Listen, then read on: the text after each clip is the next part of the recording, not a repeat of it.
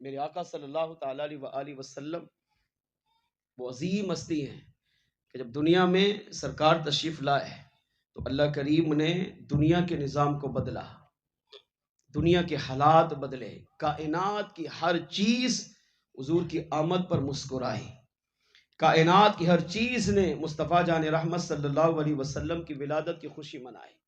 انہی میں سے ایک پاکیزہ مقدس ماں کا تذکرہ سنیے اور اپنا ایمان تازہ کیجیے۔ اما آمینہ طیبہ صدیقہ طاہرہ زاہدہ عابدہ رضی اللہ عنہ ارشاد فرماتی ہے، جب میرا لخت جگر محمد صلی اللہ علیہ وسلم میرے بطن اقدس میں تشریف لایا، جب حضور کا نور میرے بطن میں تشریف لایا، رجب کا مہینہ تھا، چند ماہ گزرے، اللہ نے میرے حالات بدل دیے۔ مائیں بہنیں بھی ہیں، غور کریں کہ بچہ جب ماں کے پیٹ میں آتا ہے تو ماں کی حالت کیا ہوتی ہے، ماں کی کیفیت کیا ہوتی ہے، مگر اس عظیم ماں کا واقعہ انہی کی زبانی سنیے۔ چند ماہ گزرے، سیدنا عبد المطلب رضی اللہ تعالیٰ عنہ ان کے پاس تشریف لائے، کہا آمینہ لوگ تمہاری شکایت کر رہے ہیں۔ کہا کیا؟ کہا تم جانتی ہو کہ جب میرا لخت جگر تمہارے پیٹ میں 2 ماہ کا ہوا تو ان کے سر سے باپ کا سایہ چلا گیا۔ جب سرکار اپنی والدہ کے بطن اقدس میں 2 ماہ گزار چکے تو آپ کے والد عبداللہ رضی اللہ تعالیٰ عنہ کا وصال ہوا۔ اب شوہر کا جب انتقال ہو تو ماں بیوہ ہوتی ہے، سوگ میں ہوتی ہے، عدت میں ہوتی ہے، 4 ماہ 10 دن شریعت کہتی ہے عدت گزارے، نہ اس میں میک اپ کر سکتی ہے، نہ اس میں نیا لباس پہن سکتی ہے، نہ کسی تقاریب میں جا سکتی ہے، اپنے گھر میں رہ کر سوگ منائے، عدت میں گزارے۔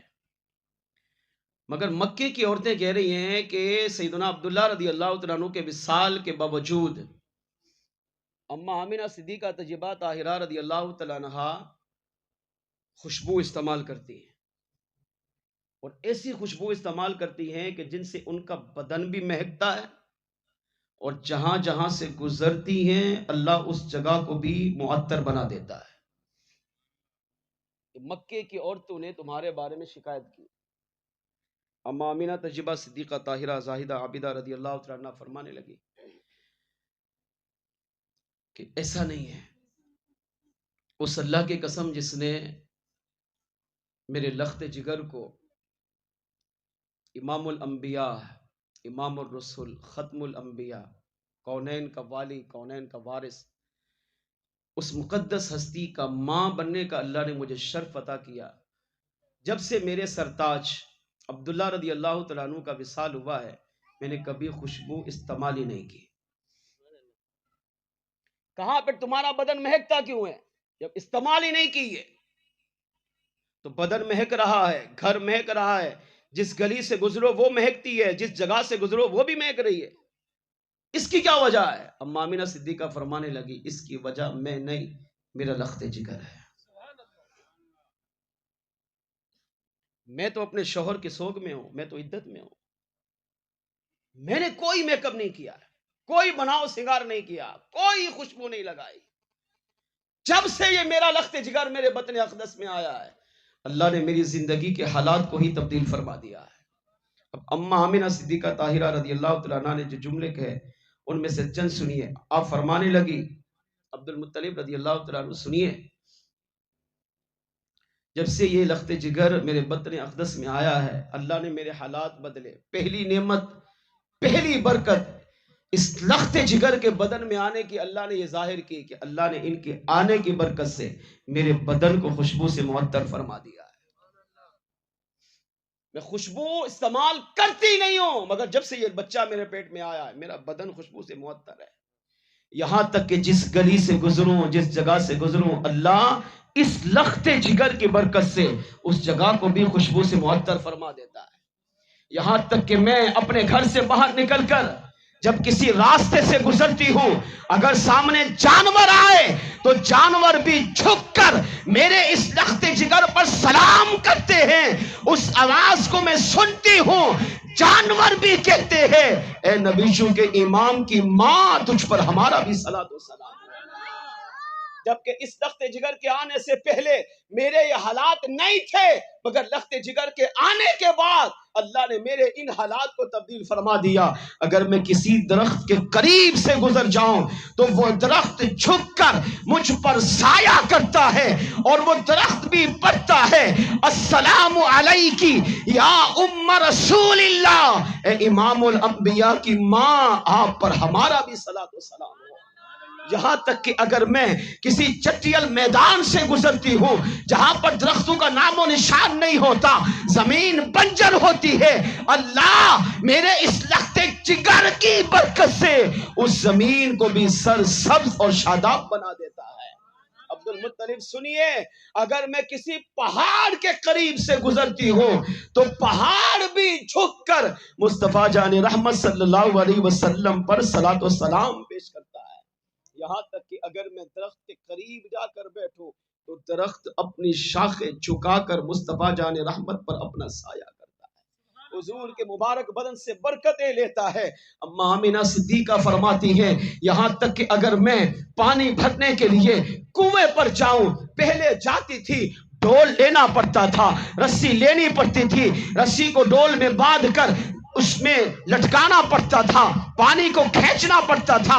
مگر کمال یہ ہے جب سے یہ لخت جگر، جب سے عبداللہ رضی اللہ عنہ کی امانت میرے بدن اقدس میں آئی، اب کنویں پہ جا کر مجھے ڈول نہیں اٹھانا پڑتا، رسی نہیں ڈھونڈنی پڑتی، ڈول کو کنویں میں لٹکانا نہیں پڑتا، بلکہ کنویں کا پانی چاہے کتنی گہرائی میں ہو وہ میرا دیدار کرنے کے لیے، اس لخت جگر کی زیارت کرنے کے لیے اپنی گہرائی کو چھوڑ کر کناروں پہ آ کر میری قدم بوسی کرنے لگ جاتا ہے.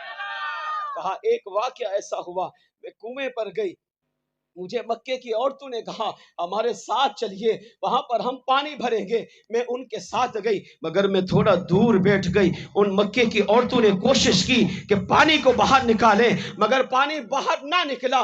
تو اب کسی نے کہا اما آمینہ کو بلاؤ نا، ان کی یہ شان ہے جب وہ کنویں کے قریب آتی ہے تو ڈول رسی ڈالنی نہیں پڑتی، کنویں کا پانی خود بخود آتا ہے. یہاں تک کہ ایک نے کہا میں نے پانی سے آواز سنی ہے اما آمینہ صدیقہ کو میرے کنارے پہ لاؤ، جب وہ آئیں گے جب جھکیں گے تو کنویں کا پانی مصطفیٰ کا دیدار کرنے کے لیے اپنی گہرائی کو چھوڑ کر ان کی قدم بوسی کرنے کے لیے کنارے پر آ جائے گا.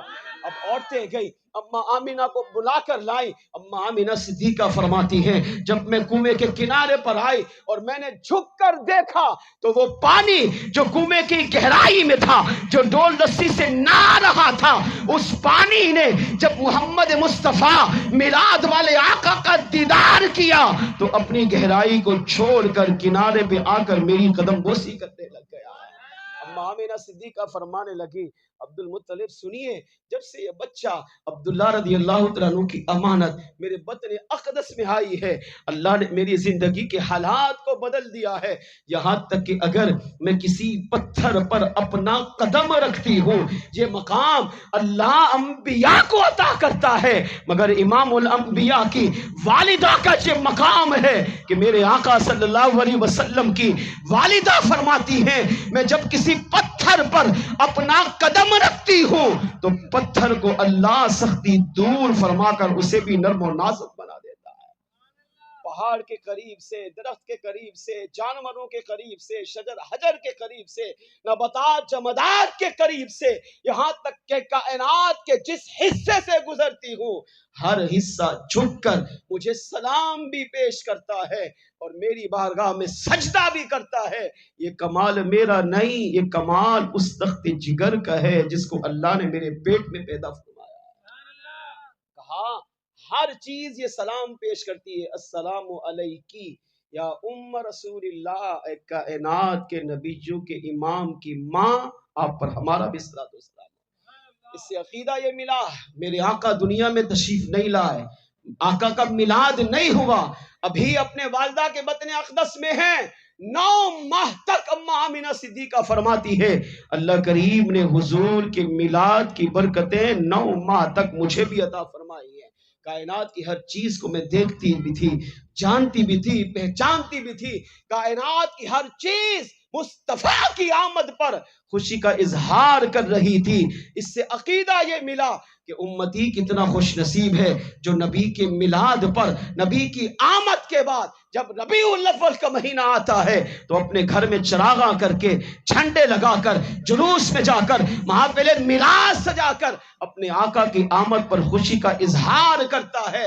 جس طرح میرے آقا کی آمد پر کائنات کو اللہ نے چمکایا اور جس نے حضور کی چمک سے حصہ پایا اللہ نے اسے بھی روشن فرما دیا. فرمایا اسی طرح قیامت تک جو امتی نبی کی آمد پر، نبی کی غلامی میں، نبی کی محبت میں، نبی کے پیار میں، نبی کے عشق میں تڑپ کر، مچل کر جب محافل میلاد سجاتا ہے تو اللہ بھی اس کی دنیا کو بھی، اس کی قبر کو بھی، اس کی آخرت کو بھی منور اور روشن فرما دے گا. تبھی تو میرے امام اہل سنت اعلی حضرت رحمت اللہ تعالی علیہ نے جب میرے آقا صلی اللہ علیہ وسلم کی اس ولادت کو پڑھا، حضور کی وہ حدیثیں، حضور کی وہ روایات پڑھی کہ جن کی آمد پر کائنات کو اللہ نے چمکایا، تو امام احمد رضا تڑپ کر بولے چمک تجھ سے پاتے ہیں سب پانے والے، میرا دل بھی چمکا دے چمکانے والے. تو زندہ ہے واللہ، تو زندہ ہے واللہ، پڑے خاک ہو جائے جل جانے والے. امام احمد رضا نے جب حضور کی ولادت پر حضور کے نور کو مانگا، یا رسول اللہ مجھے بھی چمکا دیجئے، تو میرے آقا نے امام احمد رضا کو خواب میں بھی اور 2 مرتبہ جاگتی حالت میں اپنا دیدار عطا فرما کر انہیں بھی چمکا دیا ہے. ہاں جس طرح حضور کی ولادت پر کائنات چمکی، اللہ نے امام احمد رضا کے ظاہر و باطن کو بھی چمکایا. کائنات میں جو بندہ مصطفیٰ کی آمد پر خوشی کرتا ہے، میلاد مناتا ہے، اللہ اس کی برکتیں اسے دنیا میں بھی، قبر میں بھی، آخرت میں بھی عطا فرمائے گا. آئیے مل کر آپ بھی حضور کے میلاد میں شامل ہو جائیے. تیرا کعبہ میں تیرے گیت گاواں یا رسول اللہ. تیرا کعبہ میں تیرے گیت گاواں یا رسول اللہ. تیرا میلاد میں کیوں نہ مناواں یا رسول اللہ.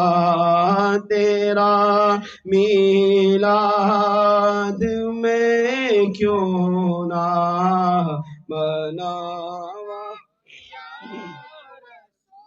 یقیناً آپ ہر عاشق کے گھر تشریف لاتے ہیں.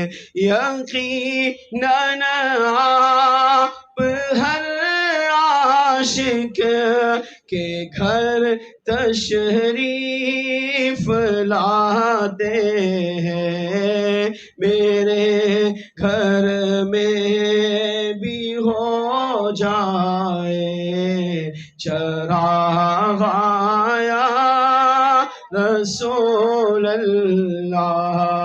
میرے گھر میں بھی ہو جائے چراغ یا رسول اللہ. تیرا میلاد میں کیوں نہ مناواں یا رسول اللہ.